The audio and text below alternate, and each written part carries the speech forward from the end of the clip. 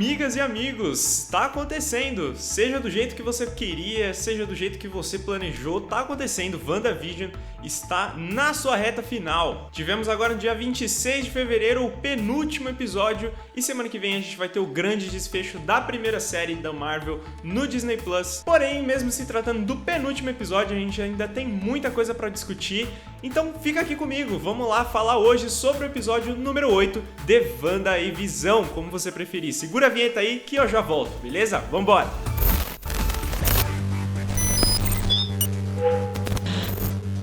Agora, por a gente estar nos últimos episódios da série, a gente já tem aí umas certezas de pra onde o caminho vai dar. Mas antes de começar a falar de verdade, deixa eu só comentar uma coisa aqui. Eu não fiz vídeo sobre o episódio 7 que saiu, né? Eu pulei uma semana aí, tava conseguindo fazer todos os vídeos semanais, mas eu não consegui fazer vídeo pro episódio 7. Por questões de rotina pessoal aqui, eu dei uma reformada, uma repintada aqui no quarto, tive que fazer algumas coisas, mas foi basicamente por isso, eu não consegui de jeito nenhum fazer o vídeo e mesmo que eu tentasse fazer no meio da semana, não ia ficar muito legal, eu ia soltar ele em cima do episódio de hoje, ou aliás, no episódio 8, porque esse vídeo provavelmente vai sair na segunda-feira, enfim, vocês sabem como é que funciona, mas foi por conta disso que eu não consegui fazer e acabei decidindo que este vídeo aqui seria uma junção, então eu ia fazer um vídeo só sobre o episódio 7 e o episódio 8. E vamos começar então, eu tenho alguns comentários rápidos sobre o episódio 7, eu não vou ficar muito falando de teoria do episódio 7, porque, enfim, o episódio 8 já aconteceu, eu vou falar o que for pertinente aqui pra linha de discurso, de raciocínio, a começar falando como de costume da adaptação sitcom ali do episódio, que foi inspirado em Modern Family, em The Office, e ficou muito legal, ficou muito divertido de verdade, porque na minha opinião esse estilo combinou demais com o momento da história, o momento do episódio, porque a gente já tava entrando num clímax ali, né, e combinou muito você usar essa parada que tem muito em The Office, em Modern Family. Eu não assisti Modern Family, mas tem muito em The Office, é a essência de ser um humor desconfortável, né? E a coisa da Wanda tá entre a ver as coisas na cara dela e ainda querer morar naquela realidade falsa. Combinou muito com essa atmosfera de humor desconfortável, de vergonha alheia, etc. E aí, já entrando em spoilers, os dois pontos principais do episódio 7 que dá pra dividir são Monica Rambeau ganhando seus superpoderes, finalmente, e a grande revelação da entidade por trás de WandaVision, o grande vilão que era ninguém mais, ninguém menos do que Agatha Harkness. Não era Mephisto, não era Pesadelo, não era ninguém, era Agatha Harkness o tempo todo. Ou será que não? A gente já vai falar dela, que é o principal, mas falando rapidamente sobre a Mônica, ela finalmente aí ganhou os seus poderes de Photon, de Spectrum, e eu acertei na teoria do vídeo passado. Uma coisa bobinha que eu tinha pensado no vídeo passado só pra pensar ali como funciona a técnica da coisa, sabe, dos poderes e de como ia acontecer. E de fato, ela ganhou os poderes por uma exposição repetida ao Rex, né, a redoma ali criada pela Wanda. Não foi só o fato dela entrar lá, não foi só o fato dela ter entrado e saído de novo. Ela teve que entrar mais uma vez para definitivamente ter as suas células alteradas lá, reescritas e ganhar superpoderes. O contato misterioso dela também foi revelado no episódio 7, como era inevitável. E todas as nossas teorias, olha aí que coisa, a teoria mais bobinha eu acertei. E as grandes teorias, as coisas que todo mundo tava falando na internet, ninguém acertou, foi tudo por terra.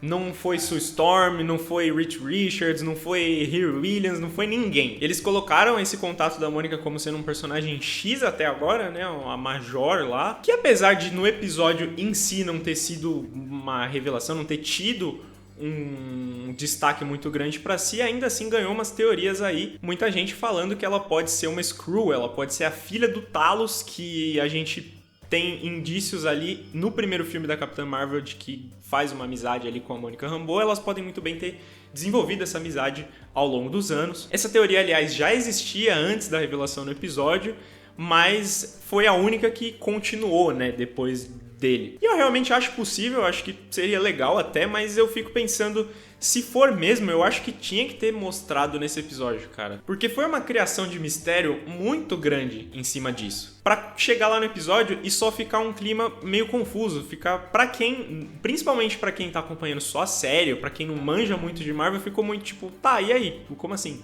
Não era a maior coisa importante, do nada é só um personagem X que a gente nunca viu. Beleza, eles ainda podem mostrar isso aí no último episódio agora, talvez, podem mostrar no futuro do MCU, mas mesmo mostrando depois, eu acho que devia ter mostrado agora, devia ter confirmado agora, se ela for de fato a filha do Talos. Pelo menos um diálogozinho entre as duas, escondido de todo mundo, uma piada, tipo da Mônica perguntar: e aí, como é que tá seu pai? Ah, vocês envelhecem muito, vocês mudam muito, nem reconheço às vezes, sabe? Alguma coisa do tipo, eu tô falando muito solto, muito superficialmente assim, mas essa é a ideia. Mas agora falando de Agatha Harkness, que vai ser o nosso gancho pro episódio 8, episódio atual. Ficamos aí esses quase 2 meses de WandaVision teorizando, quem é o grande vilão da série? Tem Mephisto, não tem Mephisto, ele é o Mephisto, você é o Mephisto. E no fim de tudo, eles falam pra gente, não era nada disso, era a Agatha e mais ninguém. Calcaram aí, confirmaram que a Agnes era a Agatha Harkness, era a bruxa. E vamos combinar, gente, que isso já estava praticamente explícito na série a esse ponto. A única coisa que aconteceu agora é que teve o carimbo de certeza, teve saindo da boca, eu sou a Agatha Harkness e é isso. E aí, assistindo no dia o episódio, eu confesso que na cena eu achei legal ter sido enganado, ter sido assim. Mas ao mesmo tempo eu fiquei pensando, putz, mas que escolha segura da Marvel, né? Tipo, eles não vão mesmo apostar, não vão mesmo colocar um Mephisto, um pesadelo aí pra fazer uma parada interdimensional, cósmica, sei lá o que. Senti que foi algo confortável pra escolher ali pra fazer. Mas ao mesmo tempo não tinha acabado ainda não. E aliás, ainda não acabou, né?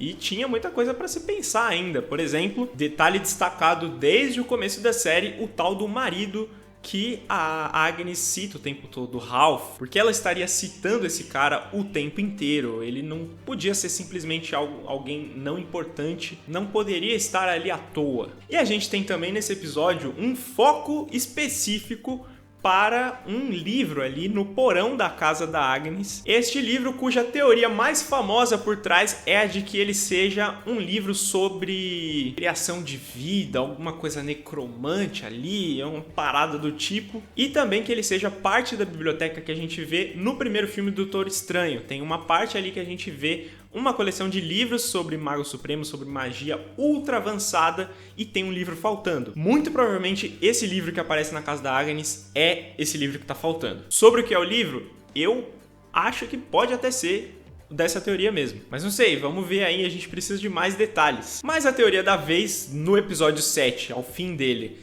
que eu pensei, que muita gente pensou também, é que talvez eles pudessem adaptar aquele arco dos quadrinhos do Mephisto vir à Terra para absorver os gêmeos, os filhos da Wanda, para conseguir reviver, não sei o que lá, pudesse fazer parte desse círculo aí. Ela pode muito bem estar tentando trazer essa entidade para cá de alguma forma, e aí com aquele livro, naquele livro pode conter algum conteúdo sobre criação de vida, trazer pessoas de volta à vida, ou as coisas do tipo que eu disse. Só que ela precisava de uma escala de poder, uma coisa tão grande que só a Wanda, por exemplo, poderia proporcionar. E aí, através disso, a Agatha Harkness poderia ser a entidade que influenciou a Wanda a criar o Westview, que ficou manipulando ela o tempo todo lá dentro, até que a Wanda criasse seus filhos gêmeos. E aí, assim, essas almas criadas, essa essência de poder dropado ali no meio de Westview fosse usada para emanar uma entidade, um Mephisto, um pesadelo, alguém. E aí, apesar de muito dessa parte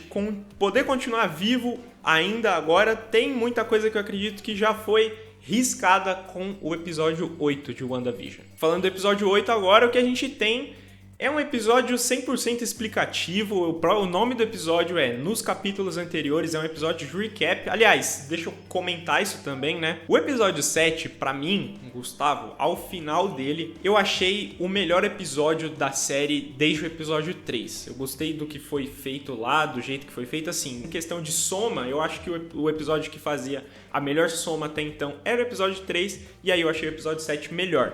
Mas ao fim do episódio 7, eu fiquei meio receoso, porque eu pensei, cara, com esse final, para o próximo episódio, eles têm 2 estradas possíveis para seguir. Ou eles vão fazer um recap, vão fazer uma recapitulação, um monte de explicação, ou eles vão entrar no clímax e vão fazer a conclusão, a batalha final, essas coisas. E eu estava receoso de que eles fizessem um recap no penúltimo episódio da série. E foi o que aconteceu. E aí eu assisti o episódio e eu tenho que dizer que eu saí um pouco menos despreocupado com o que vai rolar no último episódio. Voltando a falar dele, é um episódio 100% explicativo, a gente tem uma jornada aí do caminho trilhado até esse ponto no MCU, para entender certas coisas, para ter algumas explicações sobre a própria série de WandaVision, por exemplo, o corpo do Visão, que nunca saiu da sede da espada, nunca saiu de lá. E aí vai acontecer uma coisa muito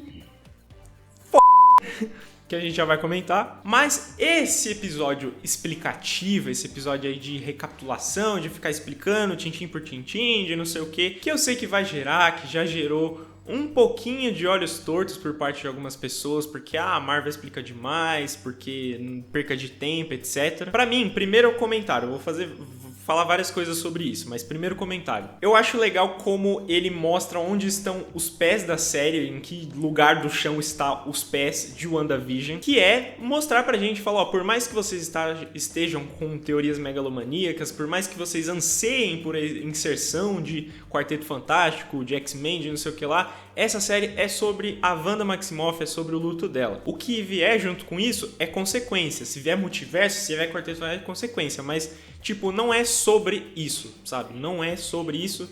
E por mais que a gente espere, por mais que seja legal, dependendo da forma com que for feito, né? Não ter isso na série não é um aspecto negativo de jeito algum. Segunda coisa, é aquilo que eu tinha dito de eu ter ficado mais tranquilo depois de assistir o episódio. Por que eu fiquei mais tranquilo? Porque depois de assistir o episódio 7, a minha preocupação, o meu receio com pensar, putz, mas e se eles fizerem um recap no penúltimo episódio da série?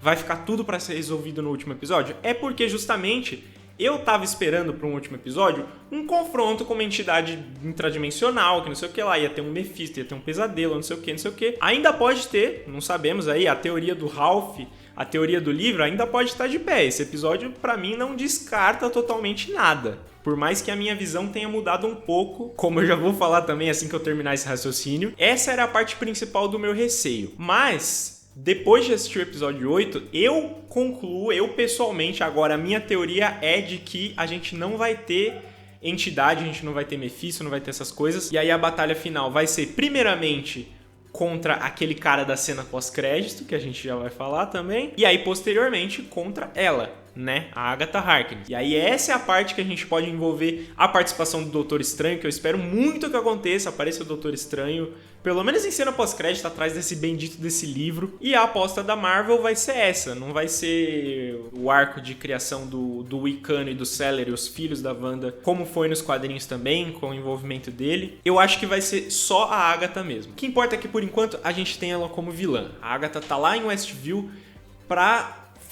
porque ela se tá interessada em alguma coisa do poder da Wanda. Será que ela quer usar essa magia do caos para algum outro fim, o que tem a ver com aquele livro? Será que ela quer simplesmente absorver esse poder, quer pegar um pedacinho para si, como a gente vê ela fazendo naquele flashback de quando ela ainda fazia parte das Bruxas de Salem? E aí, cara, dá para pensar sobre isso também, de que a Agatha Harkness possa tomar uma postura de vilã agora, né, na série, mas com o desenrolar das coisas, seja-se o que lá aconteça no futuro do MCU, ela venha passar a prestar um papel de mentoria também pra Wanda, como faz nos quadrinhos. Porque durante o episódio inteiro você pode ver essa distância, a distância de que nem a Wanda não sabe como tudo aquilo começou. Quanto mais que ela tinha esse poder, quanto mais usar esse poder todo. E eu tô bem com isso, eu acho muito legal, eu acho que vai dar pra render bons frutos dessa forma, por mais que eu tenha tido essa quebra de expectativa aí,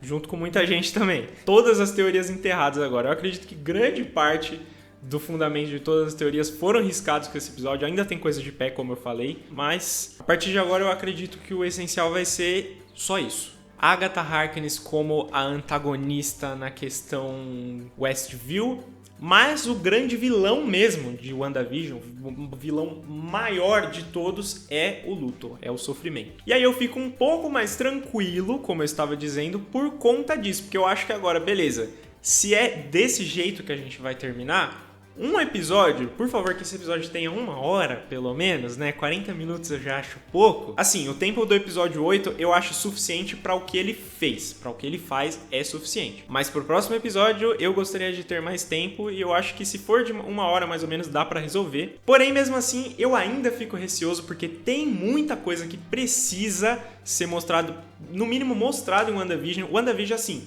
é uma série que a gente já sabia desde o começo que ia terminar com muito gancho, e eu acho que a tendência é terminar com muitos mesmo. Essa não vai ser uma série fechada com tudo resolvido no último episódio. Porém, tem coisa que precisa pelo menos ser mostrado ali, que é qual vai ser o envolvimento da Wanda em Doutor Estranho 2. Eu não quero ver isso só no filme, eu preciso ver agora, eu estou ansioso. Mentira, mas eu acho meio complicado, tipo, você tem que justificar agora essa ligação, eu acho, acredito. Pelo menos no caminho que eu enxergo na minha cabeça tem que ser desse jeito, mas eles podem me provar errado. Ao mesmo tempo, não quer dizer que eu estou 100% contente com a posição desse episódio 8. Porque assim, voltando para aquela ideia, muita gente vai reclamar, que eu sei, que não vai gostar do episódio, ou que vai gostar, mas vai achar desnecessária, explicação, não sei o que lá. Assim, eu particularmente acho o que foi mostrado nesse episódio, as explicações lá, legais. Eu acho que eu gosto daquilo estar na série. Eu acho que era inevitável até explicar muita coisa do que foi explicado no episódio. Mas assim, ele como penúltimo episódio ainda não me deixa contente. Eu acho que se fosse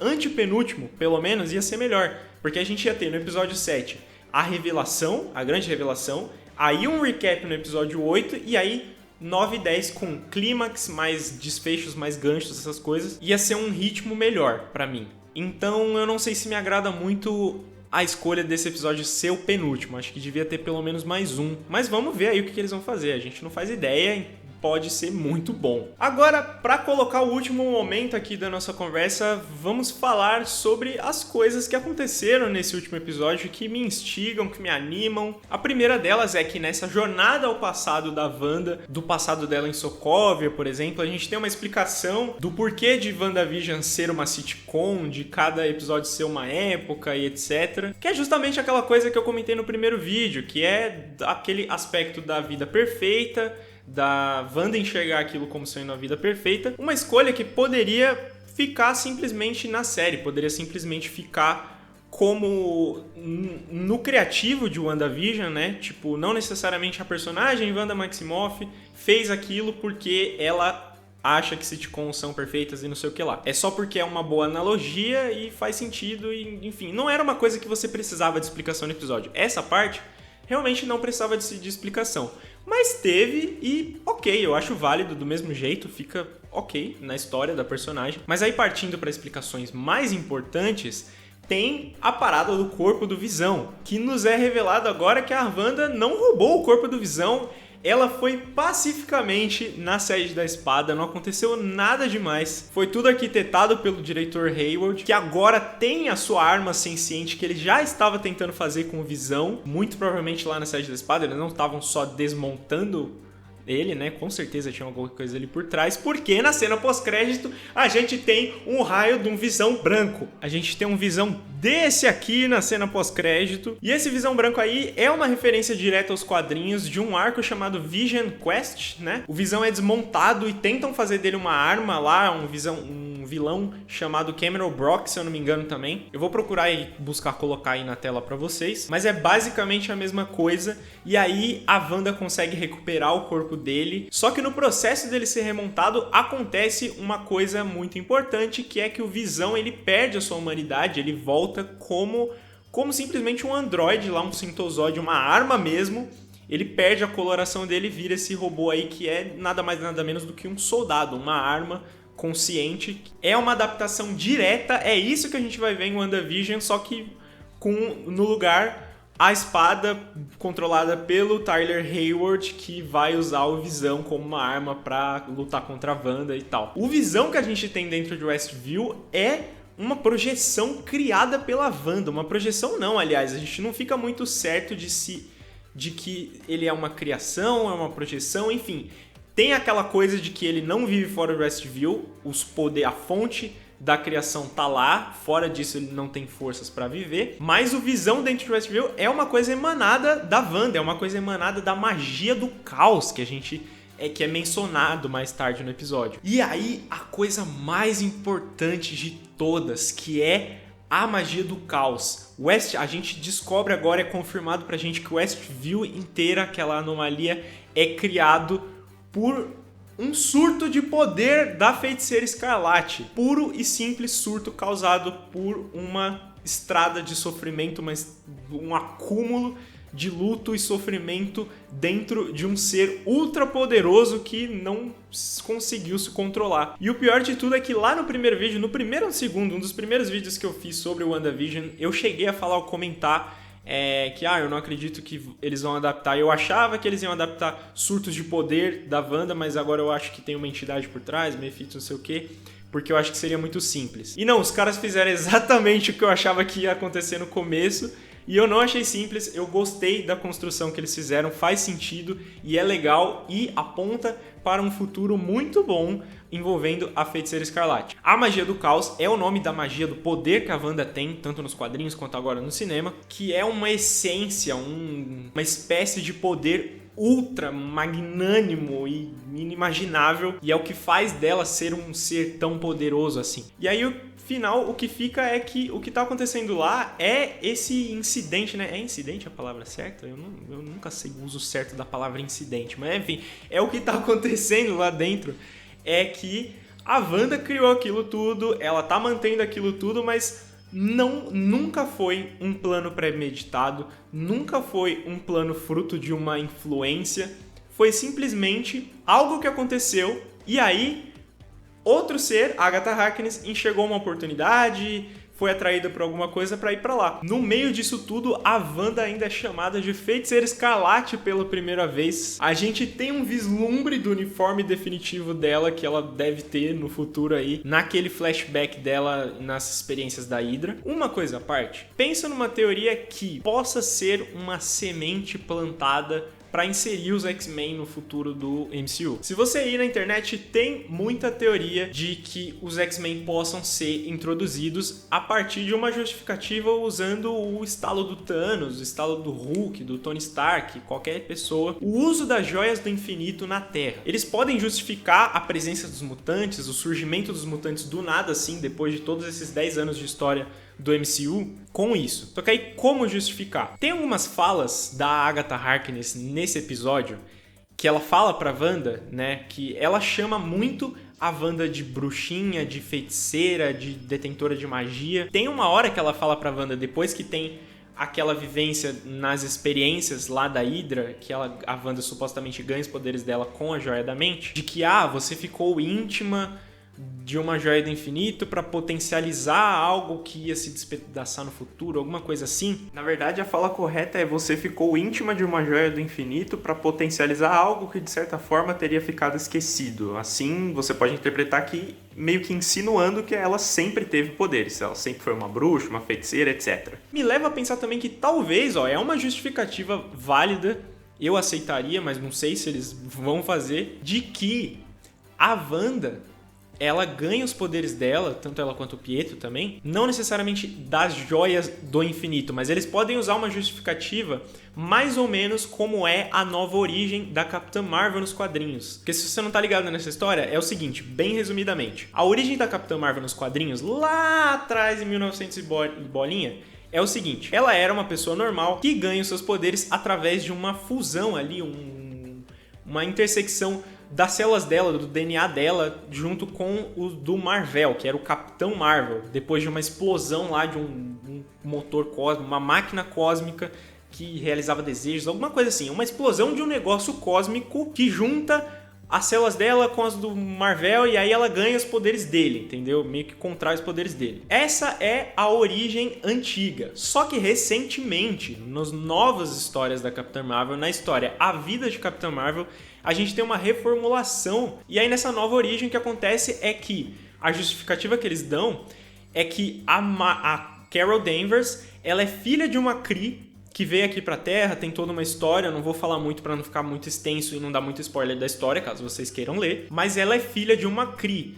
E os poderes Kree, segundo a justificativa que eles dão nos quadrinhos, eles são ativados através de um treinamento intenso, militar e de violência, de guerra, que os Kree são expostos muito jovens e por muito tempo. É como se fosse um processo de puberdade, entendeu? Que os Kree passam no planeta deles e pra eles é muito natural, é muito rápido. Só que com a Carol Danvers não foi assim, porque ela nasceu na Terra, ela nunca precisou se inserir nessa rotina de guerra. E aí esses genes, eles só são ativados quando aquele motor, aquela parada cósmica explode na cara dela. Então, tipo assim, ela sempre teve os poderes dela, só que não estavam ativados. Esse foi o estopim. Talvez uma das justificativas para inserir os mutantes no MCU seja mais ou menos isso. Eles podem falar que o gene X está presente em alguns seres humanos seletos, só que eles só, por algum motivo, só foram ativados com a ação das Joias do Infinito. É por isso que a Wanda teve os dela ativado, porque ela foi exposta a experimentos com a Joia da Mente, mas eles podem justificar a presença de mutantes globalmente, falando que por conta do estalo, por conta dessa radiação ultra poderosa de todas as Joias do Infinito ao mesmo tempo, as pessoas começaram a manifestar o seu gene X, começaram a ganhar seus poderes. É uma justificativa que pode ser. Ainda é meio complicado, porque inserir os X-Men no universo Marvel é complicado. Pô, você tem toda a história do Charles Xavier e do Magneto, do Professor X e do Magneto, que vem lá da Guerra Fria, é muito antes. Tipo, não dá pra pegar esses dois caras e botar eles lá do nada, sem ter todo esse background. Então ainda é meio complicado, mas pode ser. É uma coisa que pode vir a ser adotada. Pode ser que essa seja a semente plantada em WandaVision. E aí eles vão explorar mais no futuro. E aí o que eu acho, meus amigos, a minha expectativa pro desfecho de WandaVision ainda é a loucura no multiverso e que a gente vai ver algo no final semelhante ao que aconteceu com a Wanda quando ela criou a realidade de Westview. Em algum momento ali da batalha final, dos acontecimentos finais, talvez até com os filhos dela desaparecendo, se o Billy e o Tommy não forem só criações, ou então se eles forem mesmo partes de um plano maior, partes de um ritual, alguma coisa, desaparecendo, ela de novo vai perder o controle, vai ter um surto de magia do caos que pode quebrar multiverso, essas coisas. E aí a gente vai para Doutor Estranho 2, com uma parte dele com a Wanda sendo vilã, mais ou menos. E aí no futuro da Marvel, no futuro dos Vingadores, a gente vai ter outra Feiticeira Escarlate, vai ter uma Feiticeira Escarlate poderosíssima, treinadíssima, e no meio dessa estrada a gente possa ver isso que eu falei, Agatha Harkness como mentora, não sei. A gente vai descobrir isso aí no episódio 9, no último episódio. E então por hoje é só, essa era a conversa que eu queria propor aqui sobre os dois episódios, sobre o episódio 7 e 8 de WandaVision. Espero que vocês tenham gostado. Se você gostou, não esquece de bater o joinha aí embaixo, hein? Clica no joinha, clica no gostei, se inscreve aqui no canal, ativa o sininho para não perder o próximo vídeo, não perder os outros. Se você receber uma notificação, comenta, dialoga comigo aí das suas teorias, das suas impressões sobre os episódios, sobre o vídeo também. E compartilha esse link, manda para as pessoas que você conhece que acha que vai gostar. Eu agradeço muito e espero que vocês também estejam gostando. Então é isso, muito obrigado se você assistiu até aqui, eu vou ficando e eu te vejo semana que vem aí, que nossos corações sejam preparados para o que está por vir. Meu Deus do céu, esse desfecho. Mano, não sei o que esperar, não sei o que esperar, estou muito hypado e que seja épico, como sempre é. Até mais e um grande abraço, tchau!